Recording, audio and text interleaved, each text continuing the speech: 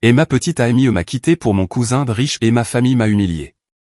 Des années plus tard, je suis revenu et je leur ai refusé. Ma petite amie m'a quitté pour mon cousin riche et ma famille m'a humilié. Des années plus tard, je suis revenu et je leur ai refusé l'aide qu'ils imploraient. Ce n'est pas un cri qui a mis fin à ma vie telle que je la connaissais. Il n'y a pas eu d'assiette cassée, ni de porte claquée de façon dramatique, ni même une dispute enflammée sous la pluie comme dans les films qu'Adriana adorait. Ce fut un murmure. Une phrase prononcée avec la froideur de quelqu'un qui a passé des mois à répéter ce moment devant le miroir, attendant l'instant précis pour causer le maximum de dégâts avec le minimum d'efforts. Roanne, je ne t'aime plus et je pense que je mérite mieux. Nous étions assis dans le salon de mon appartement, un endroit modeste mais accueillant que j'avais peint 2 semaines auparavant en pensant qu'elle aimerait la couleur ivoire. Je payais le loyer avec difficulté, en accumulant les heures supplémentaires dans le cabinet de conseil en logistique où je travaillais, gagnant environ $2500 par mois, ce qui n'était pas une fortune, mais nous permettait de vivre dignement et d'économiser pour l'avenir, ou du moins c'est ce que je croyais. J'ai regardé Adriana. Ses yeux verts, ceux qui me regardaient autrefois avec un mélange d'admiration et de tendresse, étaient maintenant vides, comme si elle observait un mur blanc. Nous étions ensemble depuis 4 ans. 4 ans à construire, à planifier, à rêver. J'avais 26 ans, elle en avait 24. Je pensais que nous formions une équipe. Mieux? Ai-je demandé, la voix brisée. Mon esprit ne traitait pas l'information. Avais-je fait quelque chose de mal? Avais-je oublié une date? Elle a soupiré. Un son chargé d'impatience, comme si elle avait affaire à un enfant lent. Il ne s'agit pas de ce que tu as fait, Roanne, il s'agit de qui tu es. Tu es statique et ennuyeux. Tu n'as pas de véritable ambition. Tu te contentes de cet appartement, de cette voiture d'occasion, de ces vacances sur la plage locale.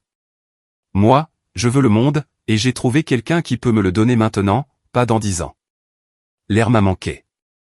Avant que je puisse demander qui était ce quelqu'un, la porte s'est ouverte. Il n'avait pas sonné. Il est simplement entré parce qu'il avait les clés. C'était Diego, mon cousin. Diego avait 2 ans de plus que moi. L'enfant chéri de ma tante Patricia et de mon oncle Manuel, il avait grandi entouré du luxe que mes parents, Catalina et Luis, n'avaient jamais pu m'offrir.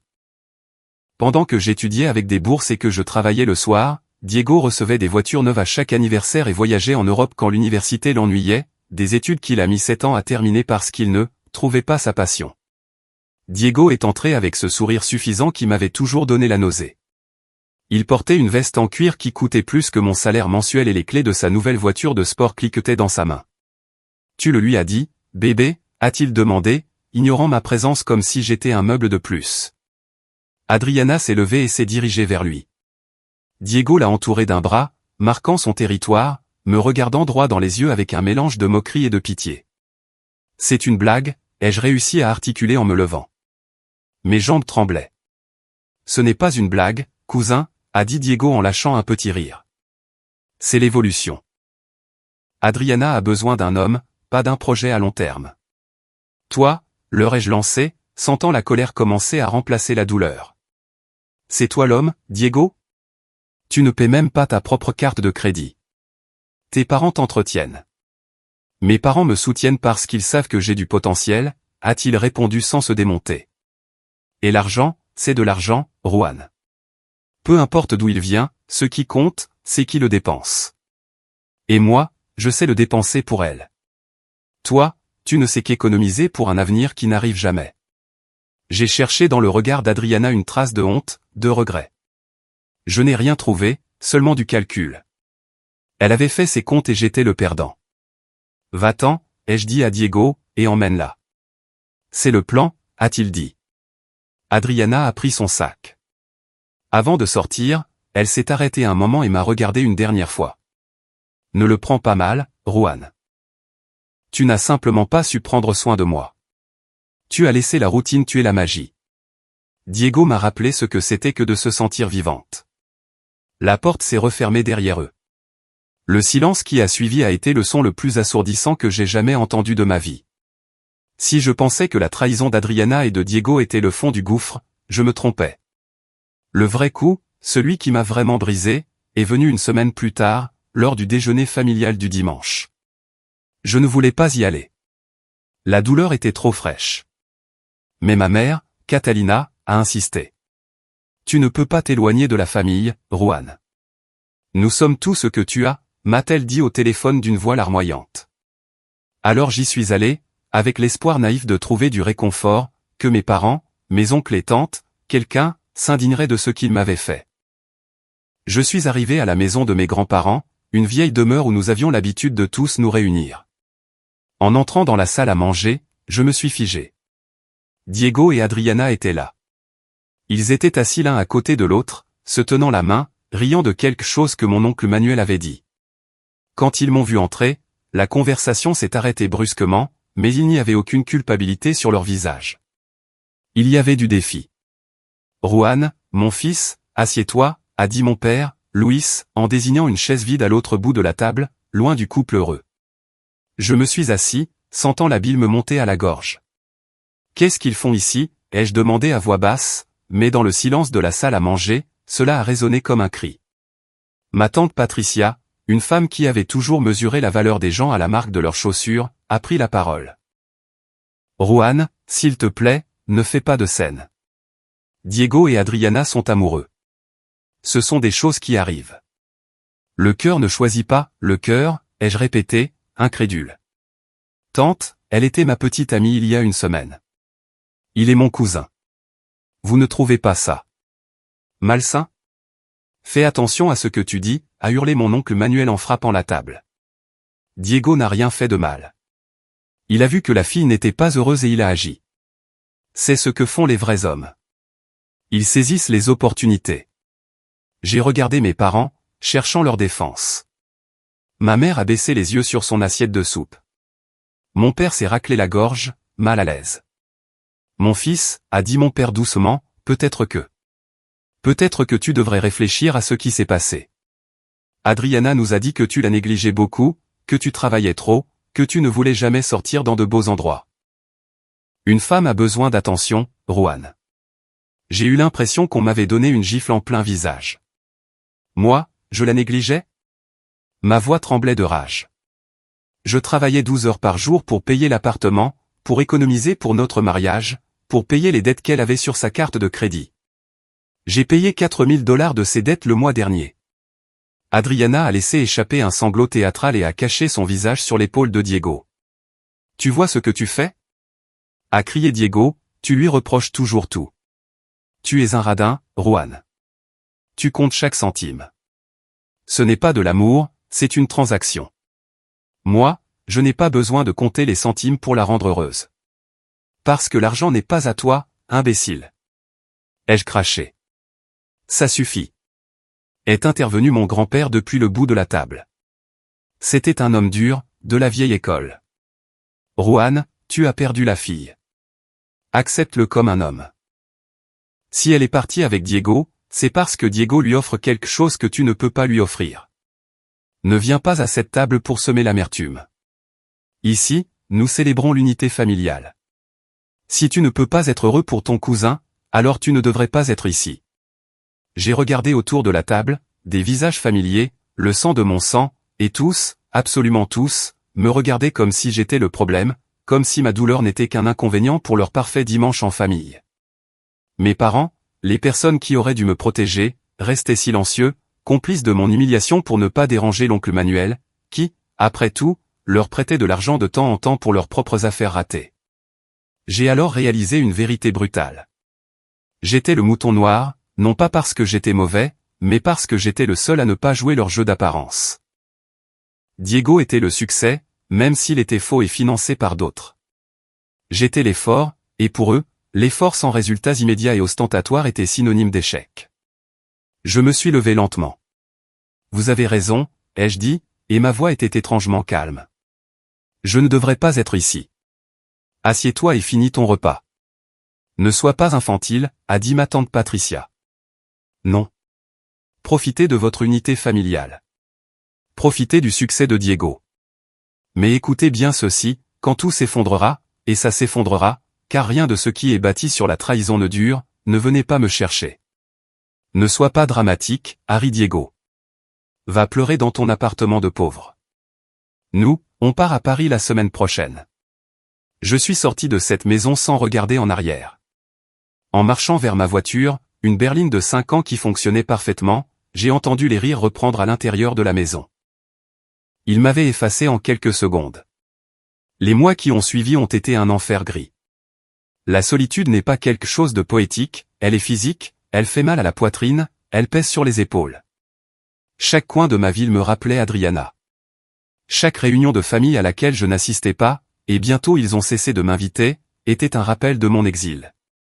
J'apprenais des nouvelles de leur vie par les réseaux sociaux, un masochisme numérique que je ne pouvais pas éviter au début. Des photos d'Adriana et Diego à Paris, à New York, sur des yachts de location. Elle portait de nouveaux bijoux, ils portaient des costumes italiens. Mes parents m'appelaient de temps en temps, non pas pour demander comment j'allais, mais pour me raconter à quel point le couple s'en sortait bien et me suggérer de m'excuser auprès de l'oncle Manuel pour retrouver ma place dans la famille. Ils ont un appartement magnifique dans le quartier le plus chic, me disait ma mère. L'oncle Manuel le leur a acheté comme cadeau de fiançailles. Tu devrais voir la bague, Juan, elle est énorme. Je suis content pour eux, je mentais avant de raccrocher. Mais la haine est un carburant puissant si l'on sait comment la raffiner. J'ai passé les premières semaines à boire et à me lamenter jusqu'à ce qu'un matin, en me regardant dans le miroir et en voyant un homme décharné et pathétique, je décide que Diego avait raison sur une chose. J'étais un projet à long terme, mais il ne savait pas quel genre de projet. J'ai démissionné de mon travail, j'ai liquidé mes économies, j'ai vendu tout ce qui ne tenait pas dans 2 valises, y compris la bague de fiançailles que je n'ai jamais pu donner à Adriana, et j'ai acheté un billet d'avion. Je ne voulais plus être dans la même ville, ni même dans le même état. J'ai déménagé dans une métropole à 3000 km de là, un endroit où personne ne connaissait mon nom de famille, où personne ne savait que j'étais le cousin perdant. J'ai trouvé un travail dans une entreprise de technologie financière. J'ai commencé en bas de l'échelle, comme analyste junior, gagnant à peine assez pour partager un minuscule appartement avec 2 inconnus. Mais j'avais un plan. Pendant les 5 années suivantes, j'ai disparu. J'ai bloqué toute ma famille sur les réseaux sociaux, j'ai changé mon numéro de téléphone et je ne l'ai donné qu'à mes parents avec la condition stricte qu'ils ne l'utilisent que pour de véritables urgences. Ma vie est devenue une routine monacale de développement personnel. Je me levais à 5 heures du matin pour aller à la salle de sport. J'ai canalisé toute ma frustration, toute ma colère contre Diego et Adriana. À chaque répétition, à chaque kilomètre couru, mon corps a changé. J'ai cessé d'être le garçon maigre et voûté. Mes épaules se sont élargies, ma posture s'est redressée. J'ai appris à m'habiller, non pas avec des marques chères et tape à accent grave-l'œil comme Diego, mais avec des vêtements bien coupés, des tissus de qualité, des couleurs sobres. Au travail, je suis devenu indispensable. Pendant que les autres sortaient boire le vendredi, je restais à étudier pour des certifications, à apprendre de nouveaux langages de programmation, à comprendre les marchés. Je ne le faisais pas pour l'argent, du moins pas au début. Je le faisais pour me prouver à moi-même que j'avais de la valeur, que ma capacité ne dépendait pas de l'approbation de mon oncle Manuel. Au bout de 2 ans, j'ai été promu chef de projet. Mon salaire a bondi à 85 000 $ par an. Au bout de 3 ans, j'ai été débauché par un concurrent agressif pour diriger sa division des opérations. Salaire, 140 000 $ plus des bonus. Au bout de 4 ans, j'ai investi dans l'immobilier. J'ai acheté un duplex délabré, je l'ai rénové moi-même les week-ends en apprenant la plomberie et l'électricité sur YouTube, et je l'ai loué. Au bout de 5 ans, j'ai lancé mon propre cabinet de conseil spécialisé dans l'efficacité logistique pour le commerce électronique. L'argent a commencé à affluer. Pas l'argent de papa comme celui de Diego, mais de l'argent sali par l'encre, la sueur et le café, mon argent. Avec le succès est venue une clarté d'esprit que je n'attendais pas. J'ai cessé de les haïr. La haine demande de l'énergie et je n'avais plus d'énergie à gaspiller pour des gens qui n'apportaient rien à ma vie.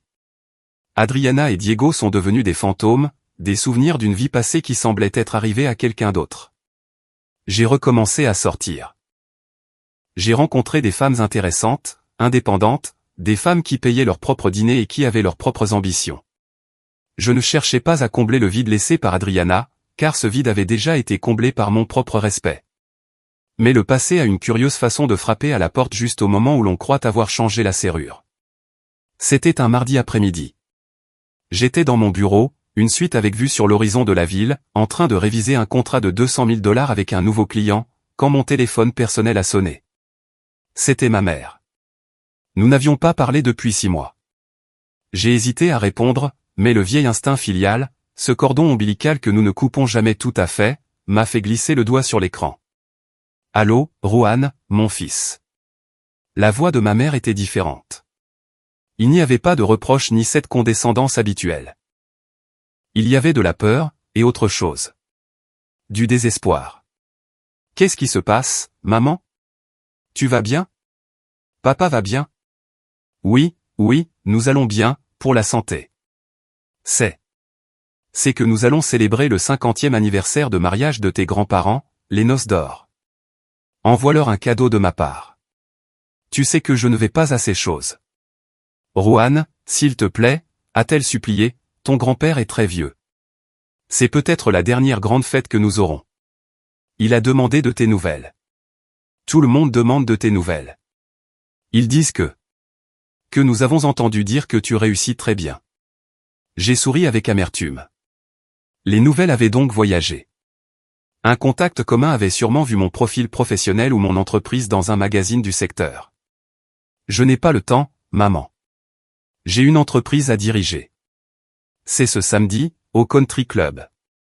Ce sera quelque chose de grand. S'il te plaît, mon fils.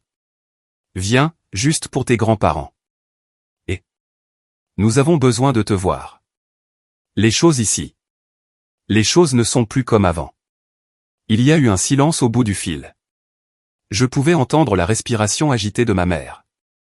Que veux-tu dire? Viens, Rohan, s'il te plaît. Tu nous manques.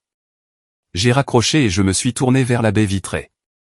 J'ai regardé la ville que j'avais conquise. Je me sentais intouchable, mais je savais que c'était un mensonge. Si je n'y allais pas, ce doute subsisterait toujours. Si je n'y allais pas, il gagnerait, car il penserait que je suis toujours blessé, que je me cache encore. Y aller ne serait pas une reddition, ce serait une victoire. J'ai décidé d'y aller. Mais je n'irai pas en tant que le Rohan qui était parti, le garçon triste dans sa vieille berline. J'irai en tant que celui que je suis maintenant. J'ai réservé un vol en première classe. J'ai loué une voiture à l'aéroport de destination. Pas une voiture de sport criarde comme celle que Diego aimait, mais une berline allemande noire, blindée, élégante et discrète, mais qui hurlait la puissance à quiconque s'y connaissait en moteur. J'ai fait une valise avec mes plus beaux costumes. J'ai acheté une montre que je regardais depuis un moment, un chronographe suisse classique à $10 000, non pas pour me vanter, mais comme une armure. Le samedi est arrivé. J'ai conduit vers ma ville natale avec un calme surnaturel. En entrant dans les limites de la ville, j'ai ressenti une pointe de nostalgie, mais elle fut éphémère. Les rues semblaient plus petites, les bâtiments plus gris. J'avais grandi, la ville avait rétréci. Je suis arrivé au Country Club. Le voiturier a écarquillé les yeux en voyant la voiture. Je lui ai donné les clés et un pourboire de $50 sans regarder en arrière. Je suis entré dans la salle de réception. Il y avait des lustres, des tables avec des nappes blanches, de la musique douce, la même prétention de toujours. J'ai vu mes oncles et tantes, mes cousins éloignés, mes parents. Et puis, je les ai vus. Ils étaient près du bar. Diego tenait un verre de whisky comme si c'était une bouée de sauvetage. Il avait grossi.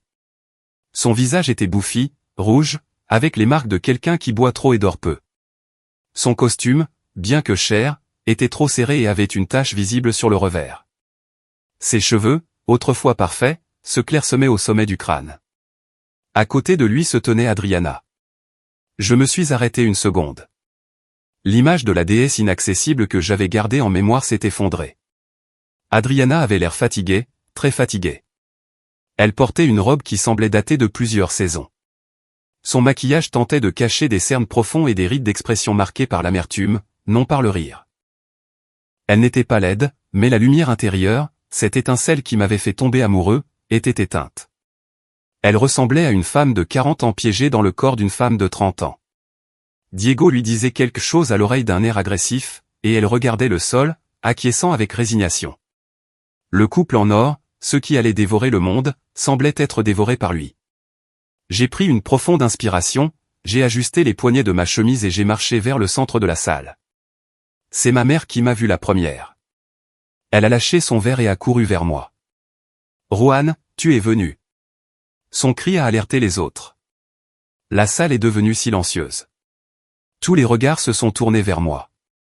Mon père s'est approché, me donnant une accolade maladroite. J'ai remarqué qu'il avait beaucoup vieilli. Son costume paraissait usé. Mon fils, c'est si bon que tu sois là, a dit mon père, les yeux humides. J'ai salué mes grands-parents avec respect. Mon grand-père m'a regardé de haut en bas, évaluant mon costume, ma montre, ma posture. Il a hoché la tête. Une concession silencieuse d'approbation qui, des années auparavant, m'aurait rendu heureux, mais qui maintenant me laissait indifférent. Puis le cercle s'est ouvert et l'oncle Manuel est apparu. Il n'avait plus cette arrogance de lion. Il semblait plus petit, voûté. « Rohan » a-t-il dit en forçant un sourire. Le fils prodigue est de retour. Nous avons entendu de grandes choses. On dit que tu as ta propre entreprise. C'est exact, mon oncle. Je m'en sors bien. Excellent, excellent, a-t-il dit en se frottant nerveusement les mains. La famille doit toujours prospérer. Derrière lui, Diego et Adriana se sont approchés. La réaction d'Adriana a été viscérale. Ses yeux se sont écarquillés. Elle a parcouru ma silhouette du regard, s'attardant sur les détails qui criaient le succès. Il y a eu une lueur de quelque chose dans ses yeux. Du regret, du désir, du calcul. Diego, de son côté, a froncé les sourcils. Il a tenté d'adopter sa vieille posture de supériorité, mais a échoué. Il a légèrement vacillé. Il était ivre. Tiens, tiens, a dit Diego en traînant les mots. Le cousin pauvre s'est acheté un nouveau costume. Il est loué, Rohan? Le silence dans le groupe était tendu. Ils attendaient ma réaction. Ils attendaient le Rohan soumis qui baissait la tête. J'ai souri. Un sourire tranquille, froid. Salut, Diego. Non, il n'est pas loué, et la voiture dehors non plus. Comment vas-tu? Tu as l'air usé. Diego est devenu rouge. Je vais très bien. Des investissements. Tu sais, le marché est difficile, mais les malins survivent. Adriana et moi, on va mieux que jamais. Adriana n'a rien dit, elle se contentait de me regarder. J'en suis ravi, ai-je dit, et je me suis tourné pour parler à un autre parent, coupant court à l'interaction comme si Diego ne valait pas plus de 2 secondes de mon temps. La fête a continué, mais la dynamique avait changé. J'étais le centre de gravité. Des cousins qui ne m'avaient pas parlé depuis des années s'approchaient pour me demander des conseils en affaires ou simplement pour être près de moi. Mes parents me regardaient avec une fierté qui me semblait étrangère et hypocrite, mais j'ai remarqué autre chose. Il y avait une tension souterraine. Mon oncle Manuel et ma tante Patricia chuchotaient avec mes parents, me lançant des regards furtifs. Diego buvait de plus en plus, me regardant avec haine depuis un coin. Adriana avait disparu aux toilettes depuis un moment. Finalement, après le dîner, mon père s'est approché de moi. « Mon fils, pouvons-nous parler un moment dans le bureau de ton grand-père? Ton oncle Manuel veut te dire quelque chose. » C'était là que se trouvait le piège. Je savais qu'il ne m'avait pas appelé juste par amour. Bien sûr, ai-je dit. Je suis entré dans le bureau. Il y avait mon oncle Manuel, ma tante Patricia, mes parents et, à ma surprise, Diego, qui était assis sur un canapé en cuir, l'air d'un enfant réprimandé. Ils ont fermé la porte. « Assieds-toi, Rohan » a dit l'oncle Manuel en m'offrant un cigare que j'ai refusé. Je préfère rester debout. Qu'est-ce qui se passe? L'oncle Manuel a soupiré. Il avait l'air épuisé. Écoute, Rohan, nous savons qu'il y a eu des problèmes par le passé. Des malentendus. Diego et toi. Bon, des histoires de jeunes. Mais le sang reste le sang. La famille avant tout. Viens en au fait, Manuel, ai-je dit, omettant le « oncle ». Il a tressailli face au manque de respect, mais n'a rien dit. Il était désespéré. L'entreprise familiale, la société de construction, a traversé une mauvaise passe. Une série de mauvais investissements. Le marché a changé. Et Diego, eh bien, Diego a essayé de se lancer dans une affaire d'importation qui n'a pas fonctionné. Ça n'a pas fonctionné, est intervenue ma tante Patricia en larmes. Il s'est fait arnaquer. Mon pauvre garçon a été victime d'escrocs. J'ai regardé Diego. Il n'osait pas me regarder dans les yeux. Le fait est, a poursuivi Manuel, que nous sommes dans une situation délicate, très délicate. Nous sommes sur le point de perdre la maison. Cette maison, celle de tes grands-parents, est aussi hypothéquée en garantie. J'ai ressenti un mélange de choc et de satisfaction obscure. Le château de cartes s'était effondré. Et qu'est-ce que j'ai à voir avec ça? Nous avons besoin de liquidités, a dit mon père, intervenant. Ton oncle a besoin d'un prêt, d'un crédit relais, juste jusqu'à la conclusion d'un contrat avec le gouvernement le mois prochain. Nous savons que tu réussis. Nous savons que tu as des capitaux. De combien parlons-nous, ai-je demandé, par pure curiosité morbide. 250 000 $, a dit Manuel rapidement. Nous te paierons des intérêts. Le double de la banque. Tu es de la famille. J'ai éclaté de rire, je n'ai pas pu m'en empêcher. C'était un rire sec, sans joie. Laissez-moi comprendre. Il y a 6 ans, à cette même table, vous m'avez traité de raté, de radin et de sous-homme. Diego a pris ma petite amie et s'est moqué de ma pauvreté. Vous, dis-je en désignant mes parents, vous m'avez dit que c'était de ma faute parce que je n'avais pas d'argent. Et maintenant, vous voulez mon argent pour sauver le style de vie que vous avez utilisé pour m'humilier? Le passé, c'est le passé.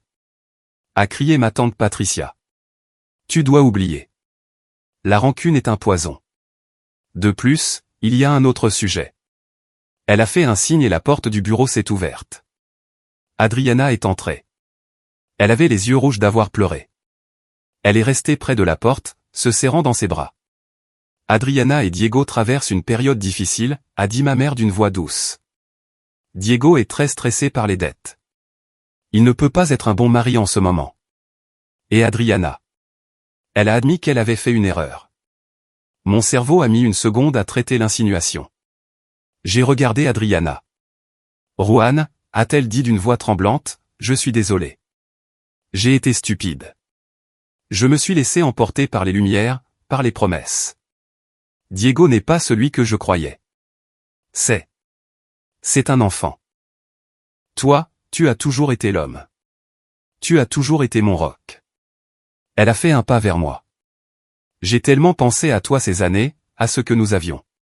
Si tu nous aidais, si tu aidais la famille, Diego pourrait partir dans une autre ville pour recommencer à zéro. Et nous? Peut-être que nous pourrions parler, recommencer. Je n'ai jamais cessé de t'aimer, Juan. J'étais juste confuse. Le silence dans la pièce était absolu. Il m'offrait un marché, sauver la famille, me débarrasser de Diego et récupérer Adriana. Comme si elle était un prix, comme si ma dignité avait un prix de 250 000 $. J'ai regardé Diego. Il pleurait en silence, vaincu. Il était prêt à vendre sa femme pour que papa paie ses dettes de jeu ou ses affaires louches. J'ai regardé mes parents. Ils attendaient avec impatience, pensant que c'était ce que j'avais toujours voulu. J'ai regardé Adriana. Belle, oui, mais brisée, et pire que tout, intéressée jusqu'à la moelle. Elle revenait vers moi non pas par amour, mais parce que j'étais maintenant le pourvoyeur, le gagnant. J'ai ressenti un calme absolu.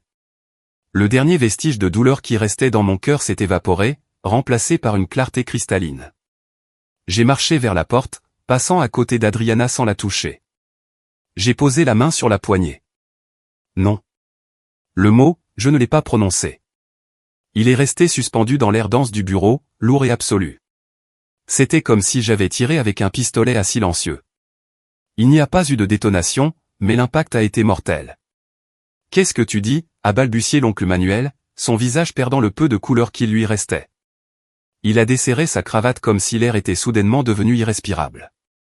Je me suis tourné lentement, lâchant la poignée de la porte pour leur faire face une dernière fois. Je voulais que ce moment reste gravé dans leur rétine.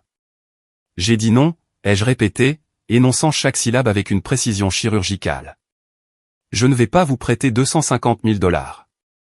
Je ne vais pas sauver l'entreprise de construction. Et je ne vais certainement pas racheter le retour d'Adriana comme si c'était un meuble d'occasion que vous essayez de rendre au magasin parce qu'il est défectueux. Juan, a crié ma tante Patricia en portant les mains à sa poitrine. C'est ta famille. Ton cousin pourrait aller en prison s'il ne paie pas certaines dettes. Tu vas laisser ton propre sang pourrir? Mon propre sang m'a laissé pourrir il y a 6 ans, ai-je répondu, ma voix froide comme la glace. Diego n'est pas une victime, ma tante, il est le résultat de votre éducation. Vous lui avez appris qu'il pouvait prendre ce qu'il voulait sans conséquence. Vous lui avez donné des voitures qu'il ne méritait pas, des postes qu'il n'avait pas gagnés et des femmes qu'il ne savait pas apprécier. Maintenant que la réalité lui présente la facture, vous voulez que je la paie? J'ai marché vers Diego, qui était toujours affalé sur le canapé. Je me suis accroupi pour être à la hauteur de ses yeux injectés de sang. Dis-moi, Diego, où est le potentiel? Où est l'avenir brillant? Tu m'as dit que j'étais un radin, que mon amour était une transaction. Et regarde-toi maintenant. Tu es prêt à laisser ta femme revenir avec moi juste pour que je nettoie tes dégâts? Ça, ce n'est pas de l'amour, cousin, c'est de la prostitution, et tu es le proxénète. Diego a laissé échapper un sanglot étouffé mais n'a pas eu le courage de me regarder. Je me suis relevé et j'ai fait face à Adriana. Elle était pâle, les larmes coulant sur ses joues, ruinant le maquillage qui tentait de cacher sa décadence. Et toi, Adriana? Tu n'as pas su prendre soin de moi, c'est ce que tu as dit. Je veux le monde. Eh bien, tu as eu le monde. Tu as eu les voyages à Paris, les dîners de luxe, la voiture de sport. Que s'est-il passé? L'argent est épuisé. Et l'amour aussi? Non, ce n'est pas que l'argent, Juan, a-t-elle sangloté en essayant de saisir ma main, mais je me suis écarté. Il a changé. Il est devenu agressif, infidèle. C'est toi qui me manques. Notre paix me manque. Ce n'est pas moi qui te manque, les jeux coupés. C'est la sécurité qui te manque. C'est d'avoir quelqu'un pour résoudre tes problèmes qui te manque. Si j'étais encore le même employé en logistique gagnant $2500, tu ne me regarderais même pas. Tu me regardes parce que mon costume coûte plus cher que la voiture de ton mari et parce que tu sais que je peux te sortir de ce trou. Mais j'ai des nouvelles pour toi, Adriana. Je ne suis plus cet homme, et tu n'es plus la femme que j'aimais. Cette femme est morte le jour où elle est sortie par ma porte avec mon cousin. Ce que je vois maintenant, c'est juste une inconnue opportuniste. Le silence a été rompu par mon père, Luis, qui s'est levé en tremblant d'indignation. Juan, ça suffit. A-t-il crié, bien que sa voix manque d'autorité. Tu ne peux pas nous parler comme ça. Nous t'avons élevé, nous t'avons donné la vie. Tu as une obligation morale. Tes grands-parents vont perdre cette maison. Alors vendez-la, ai-je dit en haussant les épaules. Déménagez dans un petit appartement. Apprenez à vivre selon vos moyens, comme j'ai dû le faire. Vous ne m'avez pas défendu quand ils m'ont humilié. Vous êtes resté silencieux, en mangeant votre soupe, parce que vous aviez peur de l'argent de Manuel. Eh bien, maintenant Manuel n'a plus d'argent, et moi, je n'ai plus peur. Tu es un monstre, a murmuré ma mère en me regardant comme si j'étais un étranger. L'argent t'a corrompu. Non, maman. L'argent a seulement révélé qui vous êtes vraiment. En réalité, l'argent est un amplificateur. Il a fait de Diego un bon à rien arrogant. Il a fait de vous des serviles. Et moi, il m'a donné la liberté de dire non et de foutre le camp d'ici sans regarder en arrière. J'ai sorti mon chéquier de la poche intérieure de ma veste.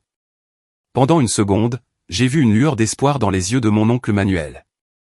Une étincelle pathétique de cupidité. J'ai rapidement rempli un chèque, je l'ai déchiré et je l'ai laissé tomber sur la table basse. Voilà $20 000. 20 000? Manuel a regardé le chèque avec mépris et confusion. Ça ne couvre même pas les intérêts d'un mois de la dette envers les prêteurs. Ce n'est pas pour la dette, ai-je précisé en boutonnant ma veste. C'est pour mes grands-parents, pour qu'ils puissent payer un déménagement digne ou la caution d'un loyer quand la banque leur prendra tout ça. Assurez-vous que ça leur parvienne. Si j'apprends qu'un seul centime va aux dettes de Diego ou aux caprices d'Adriana, mes avocats s'assureront que vous le regrettiez pour le reste de votre vie. Je me suis dirigé vers la porte. Juan, attends, a dit Adriana, la voix brisée. Qu'est-ce que je vais faire? Je n'ai nulle part où aller. Je me suis arrêté, mais je ne me suis pas retourné. Trouve un travail, Adriana. Commence en bas de l'échelle. C'est surprenant tout ce qu'on apprend sur soi-même quand on gagne son pain à la sueur de son front. Ça te fera du bien. Je suis sorti du bureau et j'ai fermé la porte derrière moi.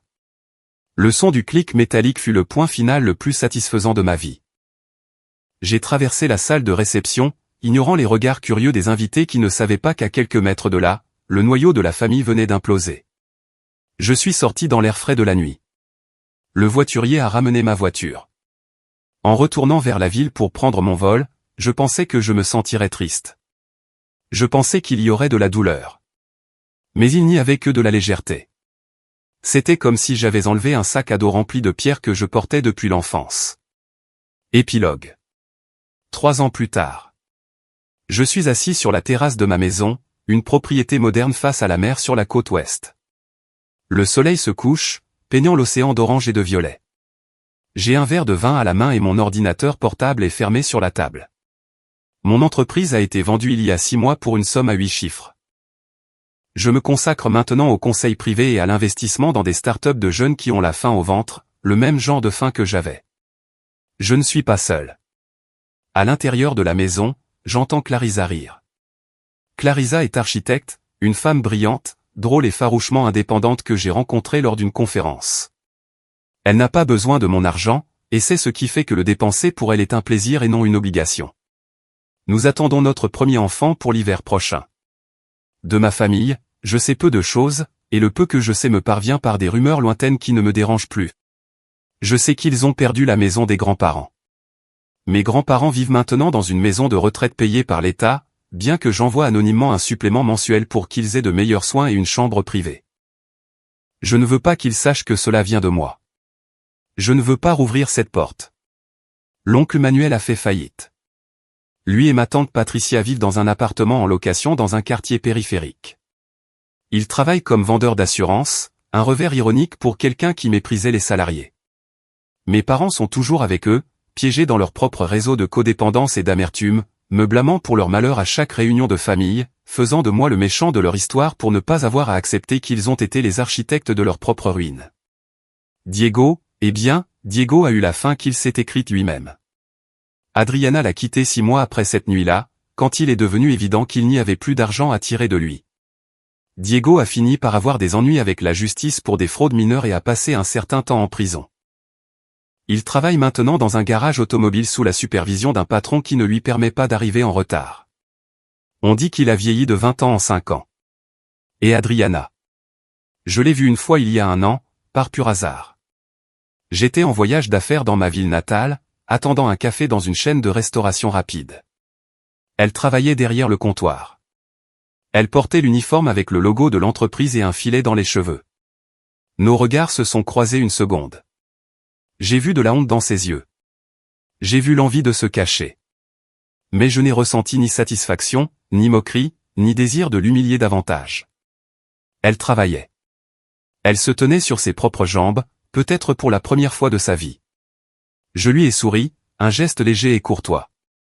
J'ai payé mon café et j'ai laissé un pourboire généreux dans le pot commun, pas directement à elle pour ne pas l'offenser.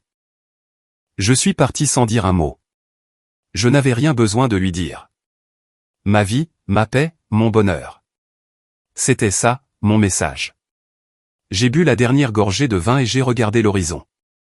Clarisa est sortie sur la terrasse, caressant son ventre à peine arrondi. « À quoi tu penses ?» a-t-elle demandé en m'embrassant le front. « À rien », ai-je répondu en lui prenant la main. À quel point on est bien ici, loin du bruit. Et c'était vrai. Le passé était un pays étranger où je n'avais aucune intention de retourner. J'avais payé le prix de la loyauté envers moi-même, et c'était le meilleur investissement que j'ai jamais fait.